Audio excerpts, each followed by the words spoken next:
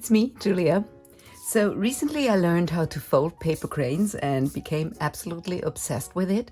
So I thought in this video I might do something else and share how to fold a paper crane. I won't be talking, I will just be demonstrating how to fold the paper to get your paper crane.